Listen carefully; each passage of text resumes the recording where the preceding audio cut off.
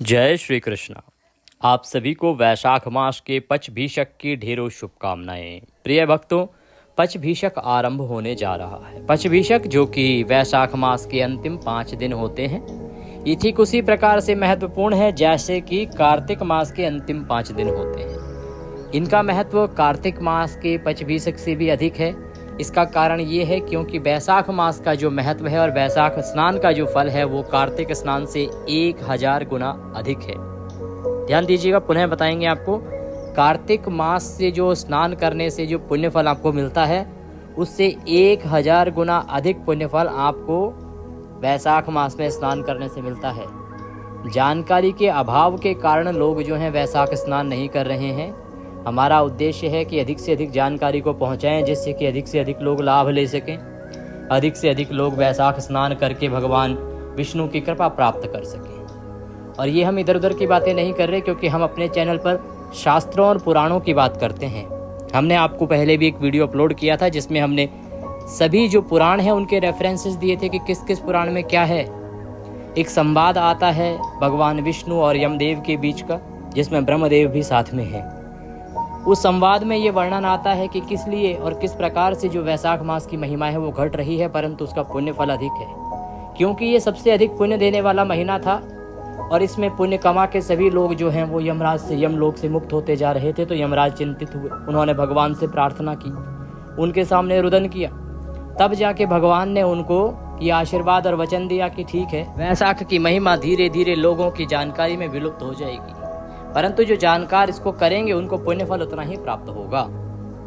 इसीलिए महिमा इसकी जो है विलुप्त होती जा रही है। लोगों के बीच में जानकारी का अभाव होता जा रहा है वैशाख मास का, लेकिन इसका पुण्य फल सर्वाधिक है, ये ध्यान रखिएगा, पुराणों में लिखा हुआ है। तो वैशाख स्नान के जो अंतिम 5 दिन हैं, ये आपके जीवन को संवार सकते हैं, आपके जीवन को बिगाड़ सकते हैं। इन 5 दिनों में आपको कुछ मुख्य कार्य करने चाहिए। अगर आप उन कार्यों को करते हैं तो निश्चित रूप से आपके जीवन के संकट दूर होते हैं, क्योंकि उन कार्यों को करने से इतना अधिक पुण्य प्राप्त होता है जितना शायद आप बाकी कार्यों को पूरे वर्ष करेंगे तो भी प्राप्त नहीं होगा। इतने महत्वपूर्ण है ये अंतिम 5 दिन, करोड़ों गुना अधिक पुण्य है। तो बताएंगे आपको कि कौन से वो कार्य हैं जो आपको इन अंतिम 5 दिनों में करने चाहिए, कौन से वो दान पुण्य है जो इन अंतिम 5 दिनों में आपको करने चाहिए, कौन सी वो पूजा पाठ है जो आपको अंतिम 5 दिनों में करने चाहिए, कौन से वो नियम हैं जो आपको इन अंतिम 5 दिनों में उठाने चाहिए और पूर्ण करने चाहिए। किस प्रकार से ये अंतिम 5 दिन आपके लिए आपके जीवन के परिवर्तन का कारण बन सकते हैं। आपका कोई भी ग्रह खराब हो कुंडली में, उनका सभी का हल ये 5 दिन हो सकते हैं। और ये आप वीडियो में जानेंगे, हम विस्तार से बताएंगे आपको कि हम क्यों कह रहे हैं। और जो जानकारी दी जा रही है वो ज्योतिष शास्त्र, पंचांग और पुराणों पर आधारित है। पुराणों में जो वर्णन मिलता है उसके अनुसार हम बता रहे हैं। वैशाख का जो महात्म्य हम प्रतिदिन सुना रहे हैं, आपने सुना होगा, उसमें भी बहुत सारे वर्णन आ रहे हैं तिथियों के बारे में, और उसमें आप जान रहे हैं कि किस प्रकार से, क्योंकि स्कंद पुराण के अंदर वर्णित है सारा वैशाख की महिमा, और स्कंद पुराण में जो वर्णित चीजें हैं उनकी महिमा अधिक है, उनकी वैल्यू अलग है, क्योंकि स्कंद पुराण एक बहुत बड़ा पुराण। हमारे धर्म को मानने वाले जितने भी ज्ञानविद हैं वो सभी मानते हैं कि स्कंद पुराण एक श्रेष्ठतम पुराण है। उसमें जो वर्णित चीजें हैं, जो लिखित बातें हैं, वो भगवान की स्वयं की वाणी है, इसीलिए उन पर विश्वास किया जाना चाहिए।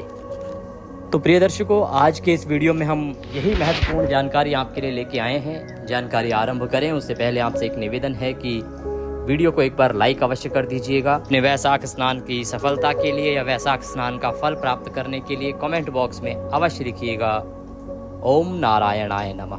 ये वैशाख का मूल मंत्र है। इस मंत्र को आप जितना अधिक लिखेंगे उतना अधिक पुण्य मिलेगा।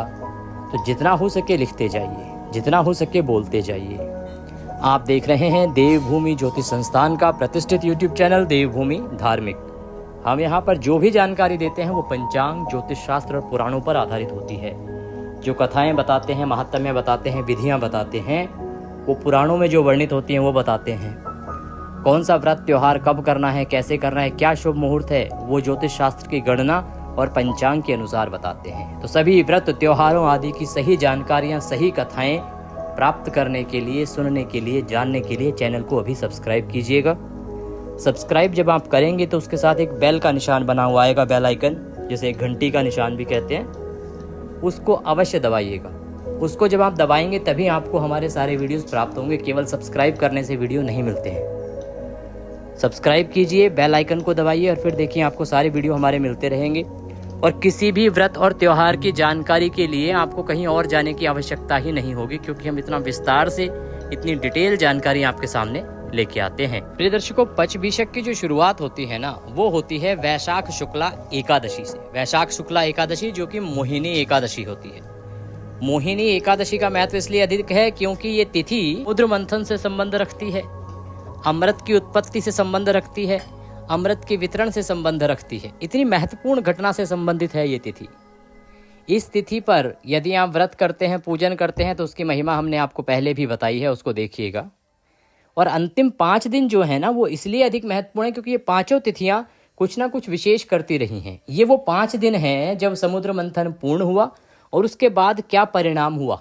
समुद्र मंथन के बाद अमृत कलश निकला, किस प्रकार से देवता दानवों में जंग छिड़ी, फिर भगवान ने मोहिनी रूप धारण किया, अमृत कलश को अपने कब्जे में लिया, नियंत्रण में लेके किस प्रकार से देवताओं को अमृत पान कराया, दानवों को दंड दिया और पाताल में भेजा, के बाद सृष्टि का संतुलन बनाया और भगवान बुद्ध के रूप में अवतरित भी हुए। इसलिए ये 5 दिन बहुत महत्वपूर्ण हैं, जो एकादशी मोहिनी एकादशी से आरंभ होंगे और बुद्ध पूर्णिमा तक चलेंगे।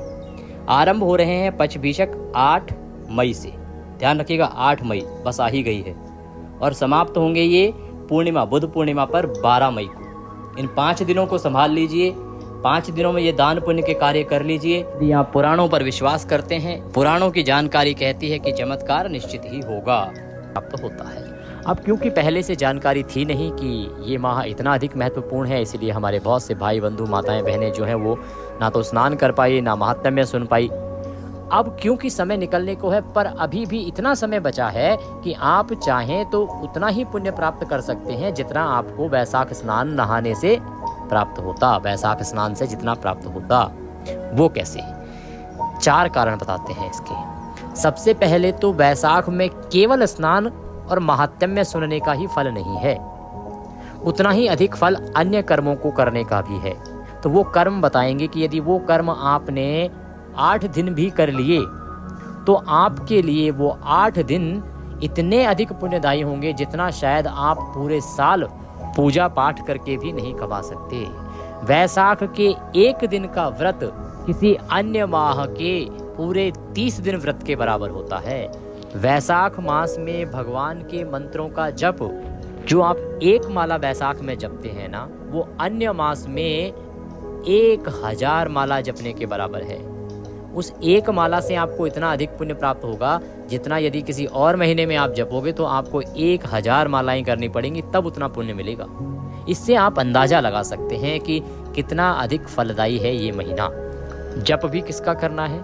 ओम नमो नारायणाय, ओम नमो नारायणाय, ओम नमो नारायणाय, यह मंत्र है।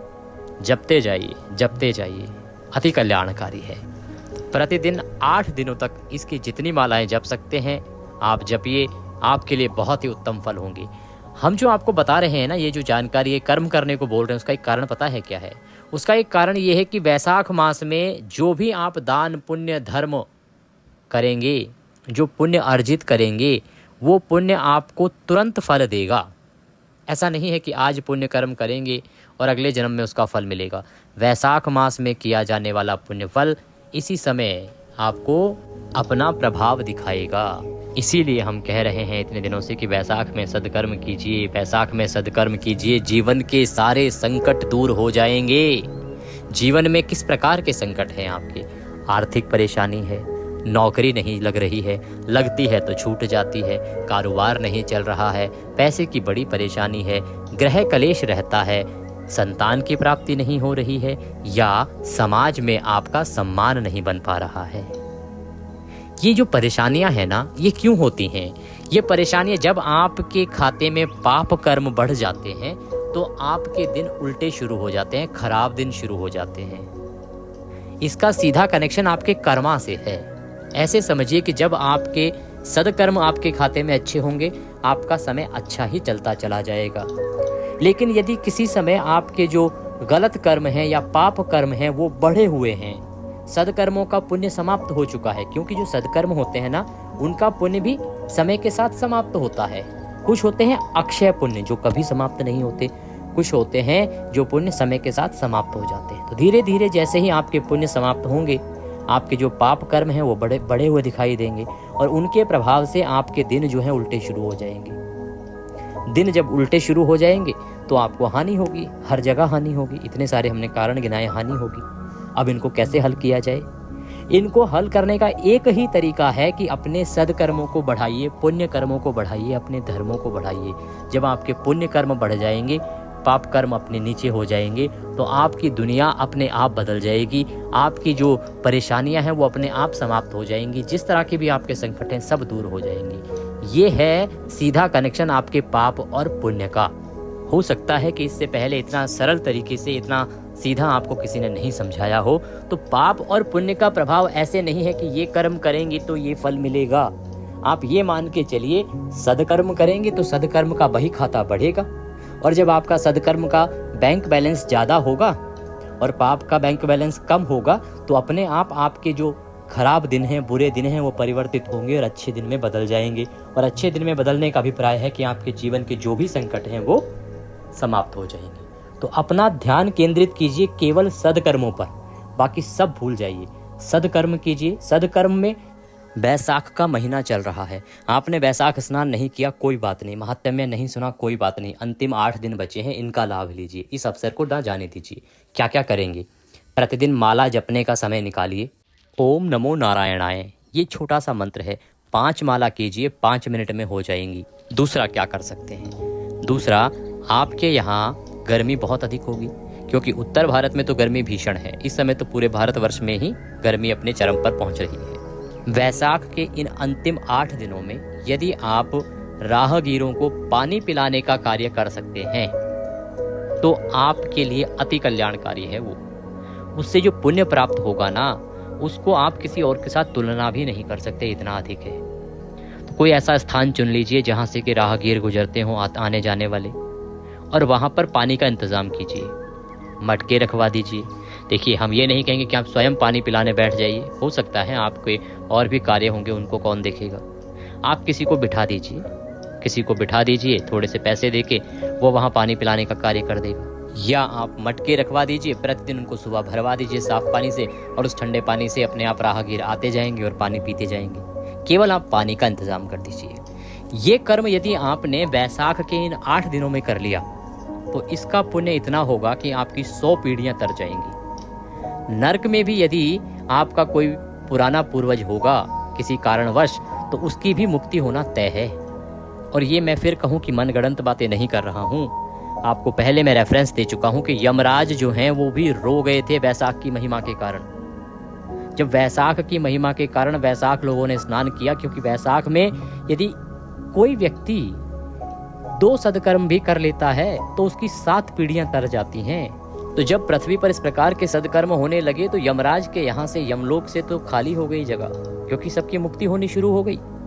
तब वो गए रोते हुए ब्रह्मा जी के पास, ब्रह्मा जी उनको लेके गए भगवान श्री हरि विष्णु के पास। तब वो भगवान के सामने गिड़गिड़ाए, भगवान ने तब उन पर रहम खाते हुए कृपा करी। और तब भी भगवान ने कहा कि मैं अपने भक्तों को सर्वप्रिय मानता हूँ, मैं उनके साथ कुछ गलत नहीं करूँगा। जो भी वैसाख मास में कोई सदकर्म करेगा उसको फल तो उतना ही मिलेगा। केवल इतना है कि यमराज को अब आपको प्रतिदिन 1 लोटा जल अवश्य देना है। यमराज को वरदान दिया कि ठीक है, जो तुम्हें 1 लोटा जल प्रतिदिन नहीं देगा उसका उस दिन का पुण्य जो है वो क्षीण हो जाएगा। तो आपने इन 8 दिनों में एक कर्म अवश्य करना है, प्रतिदिन यमराज को जल देना है। कैसे देना है? स्नान आदि करने के बाद, स्वच्छ वस्त्र धारण करने के बाद दक्षिण दिशा की ओर मुख करके खड़े हो जाइएगा और यमदेव को प्रार्थना कीजिएगा कि हे यमराज जी महाराज, ये 1 लोटा जल हम आपको अर्पित कर रहे हैं, इसे आप स्वीकार करें। ओम यम देवाय नमः, ओम यम देवाय नमः, ओम यम देवाय नमः। इस प्रकार से आप वो 1 लोटा जल यमराज को अर्पित कीजिएगा प्रतिदिन। तो इतनी अधिक महिमा है साहब वैसाख की, ये जल का कार्य आप कीजिए। ये नहीं कर सकते हैं तो वैसाख के महीने में किसी ब्राह्मण की सेवा कीजिए, योग्य ब्राह्मण की, लेकिन पाखंडी ब्राह्मणों की नहीं। फिर आपसे कहेंगे योग्य ब्राह्मण की सेवा कीजिए। ब्राह्मण की सेवा वैसाख मास में अति कल्याणकारी बताई गई है। आप ब्राह्मण को जूते दान दीजिए, ब्राह्मण को छाता दान दीजिए, मैं तो कहता हूँ आजकल ब्राह्मणों के पास तो बहुत पैसा है, आप ब्राह्मणों को ना सही तो जो गरीब है ना, जो धूप में तपते हुए आपको दिखाई दे, जिनके पैर झुलस रहे हों गर्मी से, आप निकल जाइए। ऐसे 11 लोगों को आप चप्पल जूते पहना दीजिए। चप्पल पहनाना चाहें चप्पल पहना दीजिए, जूते पहनाना चाहें जूते पहना दीजिए। इतना सा कर्म कर लीजिए आप। केवल इतना सा कर्म करने से ही आपको 21 गौदान करने का फल प्राप्त हो जाएगा। 21 गाय दान करने से जो फल मिलता है ना, वो केवल ये 11 जोड़े चप्पल आप ऐसे लोगों को पहना दीजिए जिनके पैर झुलस रहे हैं गर्मी के कारण, जिनके पास पैरों में पादुकाएं नहीं हैं, उनको आराम दे दीजिए। भगवान कहते हैं कि ऐसा कर्म आपने किया तो आपका कल्याण तो मैं कर दूंगा। आप लोगों का कल्याण करो, मैं आपका कल्याण करूंगा। तीसरा एक कर्म अगर आप कर सकते हैं इस मौसम में, देखिए शहरों में तो फिर भी बहुत सारी जगह होती हैं, लेकिन बहुत से ऐसे स्थान हैं जहां पर राहगीरों के पास खड़े होने के लिए छांव नहीं मिलती है। कोई आ रहा है एक स्थान से दूसरे स्थान जा रहा है, वो कहाँ कुछ समय के लिए रुके, कहाँ सर छुपा के बैठे इस तपती धूप में। आप केवल शेड्स लगवा दीजिए। शेड समझ रहे हैं आप, छाया लगवा दीजिए। आप छाया के लिए चाहे आप जो भी इंतज़ाम कर सकें, राह में कुछ ऐसा छायादार इंतज़ाम करवा दीजिए जिसके नीचे के राहगीर आके 10-15 मिनट सुकून के बिता सकें, प्रेम से बिता सकें, शांति के बिता सकें, जहां वो अपनी थकान को और सूरज की तपिश को कम कर सकें। ये कार्य आपको 101 कन्यादान के बराबर फल प्रदान करेगा। कन्यादानम महादानम, कन्या का दान महान दान होता है। आप सोचिए कि 101 कन्यादान का फल इससे प्राप्त होता है। ये कर्म कीजिए अगर आप कर सकते हैं। छायादार वृक्ष लगवाइए, वृक्ष जितना हो सके पौधारोपण करवाइए। ये जो पौधे हैं ना, उनको जल अर्पित कीजिए। इस समय पर बहुत सारे पौधे सूख जाते हैं साहब, उनमें भी यदि कोई बिल्व पत्र का पौधा मिल जाए आपको, पीपल का पौधा मिल जाए आपको, अति कल्याणकारी होगा। उनमें प्रतिदिन जल का नियम रखिए, उनको प्रतिदिन जल प्रदान करिए और संभव है तो वृक्षारोपण कीजिए, अधिक से अधिक वृक्ष लगाइए। वैशाख के इन अंतिम 8 दिनों में इसकी महिमा बहुत अधिक बताई गई है। ये वो कर्म है जो आप समाज के लिए कर सकते हैं। इनका महत्व अधिक है, इनका फल बहुत अधिक है। अब मान लीजिए कि जी हम इतना तो नहीं कर सकते, कुछ और बताइए पंडित जी जो थोड़ा बहुत काम करने से बच जाए। तो आप एक कर्म कीजिएगा, किसी ब्राह्मण को अंतिम 8 दिन दुग्ध दान कीजिएगा, दूध का दान कीजिएगा। ब्राह्मण को दुग्ध दान नहीं कर सकते हैं तो सब्जी का दान कीजिएगा, सब्जी दान कीजिएगा। सब्जी दान कैसे करेंगे? हरी सब्जियां आती हैं ना, कोई भी सब्जी प्रतिदिन की एक अलग सब्जी दे दीजिए। प्रतिदिन जाइए 1.25 किलो सब्जी पंडित जी को दे आइए। इसका फल बहुत अधिक है। क्यों? क्योंकि वो जो दुग्ध आप देंगे ना, अच्छा ये देना किसको है? उस ब्राह्मण को देना है जिसके पूरा परिवार है, किसी ऐसे को नहीं कि वो अकेला ही है, ना ना, ऐसे किसी ब्राह्मण को नहीं। जो भरे पूरे परिवार वाला ब्राह्मण है ना, जिससे कि वो पूरा परिवार आपके द्वारा पोषित होगा। जब वो पूरा परिवार आपके द्वारा पोषित होगा तो आपका जो फल है वो कहीं गुना बढ़ेगा। तो आप इस प्रकार के किसी ब्राह्मण को दान दीजिए, दुग्ध दान दीजिए। 8 दिन तक सब्जी दान दीजिए। 8 दिन तक आप 8 दिन तक आटा, दाल, चावल, चीनी भी दान दे सकते हैं। ये कीजिए, अधिक पैसा खर्च नहीं होगा, बहुत थोड़े पैसे में बहुत अधिक पुण्य है इसका। वैशाख माह के अंतिम 8 दिनों में नियम लीजिए इसका और 8 दिन कीजिए इसको, देखिए चमत्कार होगा आपके जीवन में। आप छाते का दान दीजिए ब्राह्मण को, आपके लिए बहुत श्रेष्ठ कर होगा। आप 8 दिन तक किसी ब्राह्मण को भोजन कराइए अपने घर पे, और अगर ब्राह्मण में भी वृद्ध ब्राह्मण आपको मिले तो वो अति कल्याणकारी है। या ऐसा ब्राह्मण जो स्वयं भोजन बना के खाता हो, वृद्ध हो और स्वयं भोजन बना के खाता हो, ऐसे किसी ब्राह्मण को आप भोजन पर निमंत्रित कीजिए। या आपके पास कोई काणा ब्राह्मण मिल जाए आपको, काणा ब्राह्मण समझते हैं बड़ी महिमा है उसकी साहब, जो आंख एक आंख से जिसकी खराब हो, ऐसे ब्राह्मण को यदि आप भोजन कराते हैं शुक्राचार्य को, अति कल्याणकारी है। ये 8 दिन के नियम हैं, मात्र 8 ही दिन करने हैं आपको, लेकिन इनका जो फल है ना आपका, वो इतना है कि आप और हमारी समझ से भी परे है। आप सोचिए कि इन 8 दिनों का फल 101 कन्यादान, गौदान के बराबर हो रहा है। फिर मैं आपको बता दूं कि ये कोई मनगढ़ंत बात नहीं है, पुराणों में वर्णित बात है, उसी के आधार पर मैं आपको यहाँ जानकारी प्रदान कर रहा हूँ। वैशाख मास में एक दान का फल 1,000 गुना अधिक है। आप गंगा स्नान करके आइएगा। बुध पूर्णिमा आ रही है, बुध पूर्णिमा के दिन यदि संभव हो तो अवश्य रूप से आप गंगा स्नान कीजिए। बुद्ध पूर्णिमा से पहले मोहिनी एकादशी आ रही है। मोहिनी एकादशी का गंगा स्नान तो प्रमुख रूप से बताया गया है, कथा में भी वर्णन सुनेंगे आप उसका। तो इस दिन का जो स्नान है ना अति महत्वपूर्ण है। हमने मोहिनी एकादशी का व्रत कैसे करना है, पूजन कैसे करना है, क्या विधि होगी और स्नान कैसे करना है, अगर गंगा ना जा पाएँ तो क्या करें, इससे संबंधित विस्तृत जानकारी का वीडियो अपलोड किया है, उसको अवश्य देख लीजिएगा। शास्त्रीय जानकारी है। आपका वो जो एक दिन है मोहिनी एकादशी का, वो आपके लिए बहुत ही महत्वपूर्ण हो सकता है। क्यों? क्योंकि ये तिथि समुद्र मंथन और अमृत प्राप्ति से जुड़ी हुई है। बहुत बड़ी तिथि है ये। इसकी महिमा का वर्णन भी हमने किया है, वीडियो को आप अवश्य देखिएगा, यहाँ हम आपको लिंक प्रदान कर देंगे। और वैसाख की जो अंतिम कुछ दिन है ना, ये प्रतिदिन आप देखिए आगे कौन सी आ रही है, हमने कहा ना अंतिम 8 दिन आपके सीता नवमी आ रही हैं। वैसाख दशमी का बड़ा महत्व है। एकादशी मोहिनी एकादशी परम एकादशी है, परम कल्याणकारी है। द्वादशी जो द्वादशी है वैसाख मास की, उसका फल तो कई जगह एकादशी से भी अधिक बताया गया है। उससे संबंधित वीडियो भी हमने आपके लिए बनाया, उसको अवश्य देखिएगा। वैसाख द्वादशी की महिमा बहुत अधिक है साहब। त्रयोदशी, चतुर्दशी और बुध पूर्णिमा, ये तो भगवान के अवतारों के जन्म की तिथियां हैं। ये 3 दिनों में तो भगवान के 3 अवतार हुए हैं। और जो अंतिम 5 दिन हैं, ये वो 5 दिन हैं जब अमृत प्राप्त हुआ था। तो अमृत पाने से लेके, राक्षसों के विध्वंस से लेके और भगवान की स्थापना तक का समय ये 5 दिनों में व्यतीत हुआ था। इन 5 दिनों की महिमा बहुत वर्णित है। तो इस प्रकार से सीता नवमी से लेके और बुध पूर्णिमा तक के जो अंतिम 8 दिन हैं, आपका जीवन परिवर्तित कर देंगे। ये कर्म कीजिएगा। अब बात करते हैं जो माताएं बहनें वैसाख स्नान कर रही हैं, उनको क्या करना चाहिए, उद्यापन कैसे करना चाहिए, या जो आपने स्नान किया है उसके अंतिम दिन आपको क्या क्या कार्य करने चाहिए। प्रिय भक्तों, जब आपने वैसाख स्नान किया है तो वो बहुत ही कल्याणकारी कर्म आपने किया है। अंतिम दिन आपको कुछ दान पुण्य करने चाहिए, कुछ विशेष विधि से पूजन करना चाहिए। सुबह स्नान के लिए आप उठते हैं, स्नान आदि से निवृत्त होकर कथा श्रवण कीजिएगा। कथा सुनने के बाद सबसे पहले तो जिनसे आपने कथा सुनी है उन्हें अवश्य ही दक्षिणा दीजिएगा। जो महात्म्य आपने सुना होगा वैसाख का, उन्हें आप अवश्य ही दक्षिणा दीजिएगा। अगर कहीं मंदिर में सुनी है तो मंदिर में दीजिएगा, यूट्यूब पर सुनी है तो यूट्यूब पे दीजिएगा। यदि आप हमें दक्षिणा राशि भेजना चाहते हैं तो कमेंट बॉक्स में अवश्य लिख दीजिएगा। आपको हमारे यहाँ से जानकारी प्रदान कर दी जाएगी कि कैसे भेजना है, कहाँ भेजना है। आज के दिन आपने 5 दान अवश्य करने हैं। आपने स्नान किया, कथा श्रवण करी, पंडित जी को दक्षिणा दी, साथ में आपने 5 दान देने हैं। 5 दान में एक अन्नदान होगा, एक जूता दान होगा, एक छाता दान होगा, एक जल दान होगा और 5वां रुपयकम धन दान होगा। ये 5 दान आपने अवश्य करने हैं अपने अंतिम दिन पर, जो आपका वैसाख का अंतिम दिन है ना, जिस दिन आप वैसाख स्नान को पूर्ण कर रहे हैं।